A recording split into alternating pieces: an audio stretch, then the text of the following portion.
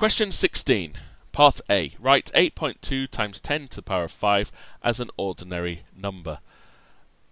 So we have 8.2, stupid pen, 8.2 times 10 to the power of 5. Now, as a general rule, I would then use that to say, right, I'm going to put 5 zeros on the end, just in case.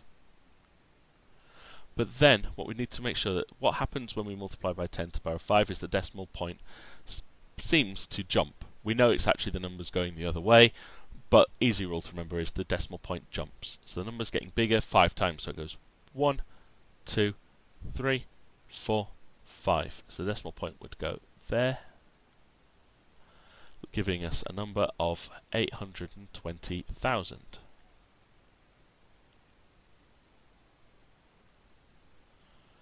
Part B, write 0.000376 in standard form. Standard form requires us to have a number between 1 and 10.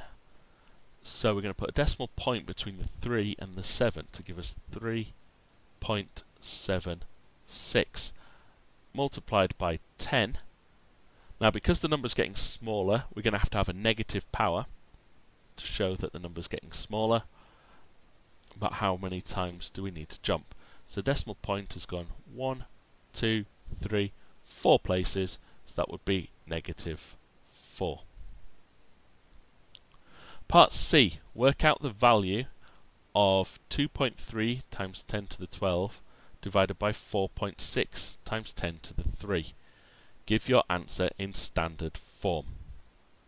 Now this could be quite tricky. You could start writing out these numbers in full and then do a very, very long division.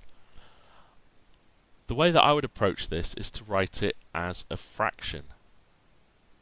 2.3 times 10 to the 12 all divided by 4.6 times 10 to the 3. Now, when we're looking at algebra and indices laws, we know that we can apply each separate part to itself. So 2.3 divided by 4.6, 23 divided by 46, it will still give the same answer.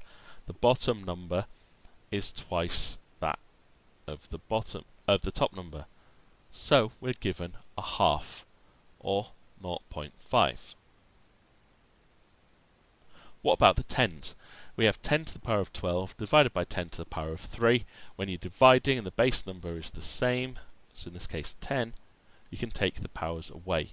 So 0.5 to the power of 9 would be our answer.